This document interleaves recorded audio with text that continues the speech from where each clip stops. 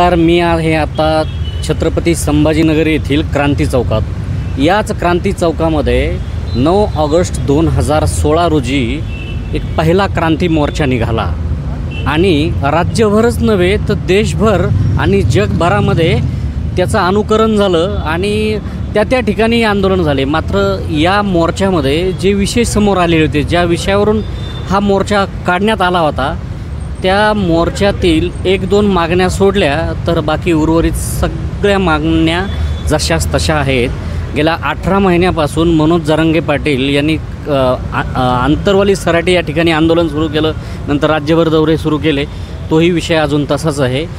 आणि पुन्हा एकदा मनोज जरांगे पाटील मराठवाड्यात आता फिरायला सुरुवात झालेली आहे। आता क्रांती चौक या ठिकाणी रमेश केरे पाटील यांनी एक आंदोलन सुरू केलेलं आहे।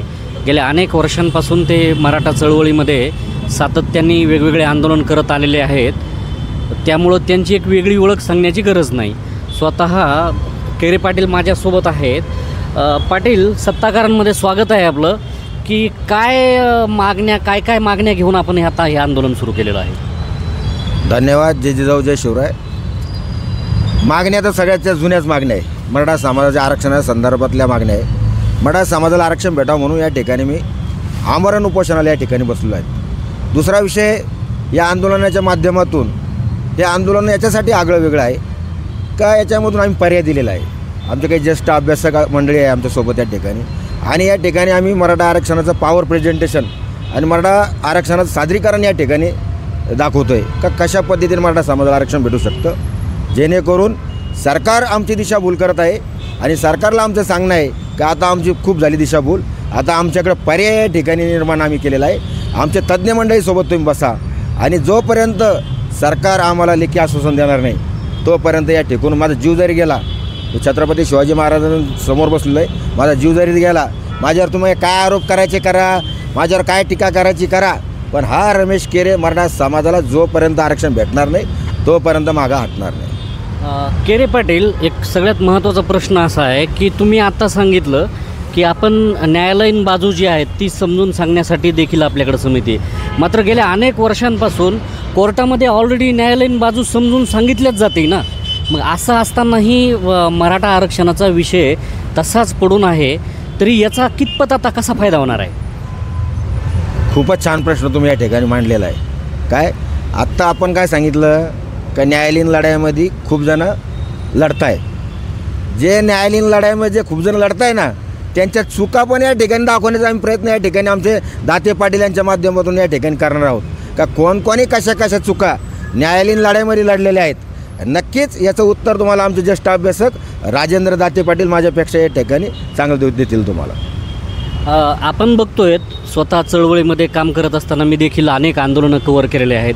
अनेक जण मराठा समाजाचे आंदोलक म्हणून खूप मोठे झाले आणि आता कुठंतरी मराठा आरक्षणाच्या चळवळीमध्ये दिसत नाही आहेत, मात्र टीका करण्याचं काम किंवा सरकारची बाजू धरण्याचं काम आणि समाजाला गोंजारण्याचं देखील एक काम आपण मधल्या काळात बघतोय। कसं बघताय तुम्ही याच्याकडे?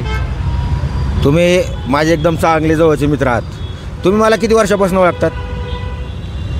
माझाच प्रश्न तुम्हाला आहे। हां, जवळपास 20 वर्षापासून ओळखतोय मी। 20 वर्षापासून मी काय काम करतो ते करतायत ना काम बरं का। आत्ताच आपण सुरुवात करतानाच काय सांगितलं का गेले कित्येक वर्षापासून केरे पाटील हे समाजासाठी आंदोलन करताय, म्हणजे तुम्ही मला जवळून ओळखतात, माझे आंदोलन तुम्ही जवळून बघितलेले आहेत। मी तुम्हाला काय सांगतो माहिती आहे का, समाजाचं काम तुम्ही प्रामाणिक करा। एवढंच काम मी जर स्वतःसाठी केलं असतं 20 वर्षामध्ये, मी नगरसेवक झाला असतो, पुढे महानगरपालिकेत मोठ्या पदावर गेलो असतो, जिल्हा परिषद लढला असतो, तर जिल्हा परिषद अध्यक्ष ताकद झाला असतो, आमदार ताकद झाला असतो, आपल्या माहिती सांगतो। पण स्वर्गीयवासी अण्णासाहेब जावळे पाटील असेल, देवीदास वडजे सर असेल, अरे आम्ही छावा संघटनेच्या माध्यमातून हा आरक्षणाचा लढा उभा केलेला आहे। हे माझ्या डोळ्यासमोर आमचे 2 नेते गेले आणि माझ्या दोन्ही नेत्यांना जोपर्यंत आरक्षणाला न्याय भेटत नाही, माझ्या दोन्ही नेत्यांचं आणि विनायक मेटे साहेब असतील, अण्णासाहेब पाटील असतील, यांचं व्यर्थ आम्ही बलिदान जाऊन देणार नाही। आता मी मागणी केलेली आहे, मागच्या सरकार स्थापन व्हायच्या अगोदर सन्माननीय चंद्रकांत दादा पाटलांनी एक मीटिंग घेतली होती आणि त्या मीटिंगमध्ये त्यांनी एक ठराव मंजूर करून घेतला होता का मराठवाड्यातल्या मराठा समाजासाठी स्वर्गवासी अण्णासाहेब जावळे पाटील यांच्या नावानं आम्ही महामंडळ स्थापन करतो।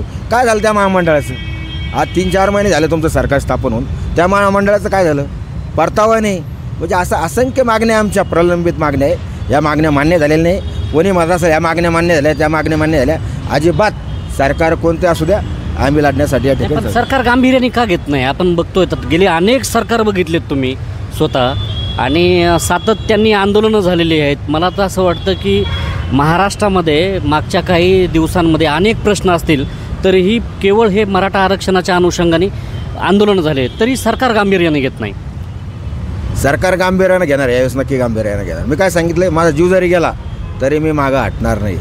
बघू आता सरकार कशी दखल घेत नाही. मी सरकारला आपल्या चॅनलच्या माध्यमातून सांगू इच्छितो की तात्काळ अजून वेळ गेली नाही. देवेंद्रजी, आमचा तुमच्यावर फार विश्वास आहे. काय का तो याच्या अगोदर पण तुम्ही आम्हाला आरक्षण दिलं होतं, पण ते टिकलं नाही. पण नक्कीच देवेंद्रजी, तुम्ही आता पुढाकार घ्या, या आंदोलनामध्ये तुम्ही दखल घ्या आणि मराठा समाजाला आरक्षण द्यायचा प्रयत्न तुम्ही या ठिकाणी करा. नसा येणाऱ्या काळामध्ये मराठा समाज तुम्हाला पण रस्त्यावर उतरून तुमची जागा दाखवल्याशिवाय राहणार नाही. सरकारने काही आपल्यासोबत संपर्क केला आहे का? काय कोणी प्रशासन असेल वगैरे? अजिबात नाही. सरकारनं पण या ठिकाणी आमच्या संघ संपर्क केला नाही. हे आंदोलन सुरू व्हायच्या अगोदर काही माझ्या जवळच्या बांधवांनी काही प्रश्न या ठिकाणी उपस्थित केले होते. मी आज तुम्हालाच या प्रश्नाचं उत्तर देतो आहे. हे आंदोलन सुरू व्हायच्या अगोदर या जिल्ह्याचे पालकमंत्री सन्माननीय यांची पण आम्ही भेट घेतली आणि अतुल साहेबांची पण आम्ही भेट घेतली का बाबा तुम्ही दोघं पण या जिल्ह्याचे आहात आणि क्रांती चौकात आमचं उपोषण या ठिकाणी सुरू होणार आहे. मराठा समाजासंदर्भात तुम्ही मुख्यमंत्र्यांसोबत चर्चा करा आणि लवकरात लवकर मराठा समाजाचा प्रश्न तुम्ही मार्गी लावा. काय सांगितलं त्यांनी? आज त्यांनी पण त्यांचं काही प्रश्नाचं उत्तर या ठिकाणी आम्हाला काही दिलेलं नाही. त्यांनी दुर्लक्ष केलं आहे? नाही, दुर्लक्ष कसं करतात ते? दुर्लक्ष केल्यानंतर इडलेच कार्यकर्ते 2-4 दिवसानंतर त्यांच्या दारात जाऊन बसणार आहे. काय मराठा समाजाने तुम्हाला निवडून दिलेलं आहे, पालकमंत्री या जिल्ह्याचे. तुम्हाला पालकमंत्री या नात्यानं तुम्हाला आंदोलनाची दखल घ्यायला लागेल. अतुल साहेब एकीकडे कॅबिनेट मंत्री आहे. आमच्या मतदारसंघातून अतुल साहेब निवडून येतात. आम्ही स्वतः त्यांना या ठिकाणी भरभर मतानं निवडून दिलेले आहे. त्यांना पण आमच्या आंदोलनाची दखल घ्यायला लागणार. हे बघा, अतुल साहेब असतील किंवा संजय शिरसाट साहेब असतील, हे या जिल्ह्याचे आहेत म्हणून ते विषय द्या सोडून. पण मुख्यमंत्र्यांनी याच्यामध्ये लक्ष घाला. हा विषय मुख्यमंत्र्यांकडे आहे. कोणाकडे? मुख्यमंत्र्यांकडे हा विषय असल्यामुळं उपसमिती स्थापन नाही. मग न्याय मागायचा कोणाला? आज एकीकडे तुमचं सरकार निर्माण झाल्यानंतर मागं उपसमिती होती. त्या उपसमितीचे अध्यक्ष कोण होते? चंद्रकांत दादा पाटील होते. पण आता उपसमिती पण नाही. म्हणजे वाऱ्यावर सोडण्याचं काम या ठिकाणी मराठा समाजाला ठिकाणी केलेलं आहे. पुढचं पाऊल काय असेल? गेलं आपण अनेक दिवसांपासून बघतोय उपोषणाकडे सरकार गांभीर्यानेच घेत नाही. देवेंद्रजी, माझी तुम्हाला हात जोडून विनंती आहे, हे उपोषण माझा जीव जरी गेला तरी माघार घेणार नाही. तुम्हाला ह्या उपोषणाची दखल घ्यावीच लागणार आहे. मराठा समाजाच्या पत्रामध्ये तुम्हाला काही ना काही या ठिकाणी द्यावंच लागणार आहे. नक्कीच आपण बघितलं तर बरेच विषय समोर आलेले आहेत. स्थानिक जे असतील, लोकप्रतिनिधी असतील, पालकमंत्री असतील, कॅबिनेट मंत्री अतुल सावे असतील, यांच्यासोबत देखील बोलणं झालेलं आहे. आता ते किती गांभीर्याने घेतात? स्वतः त्यांनी आता मुख्यमंत्री देवेंद्र फडणवीस यांना देखील हात जोडून विनंती केलेली आहे की तुम्हाला दखल घ्यावी लागेल.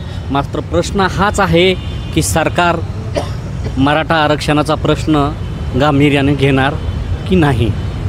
धन्यवाद.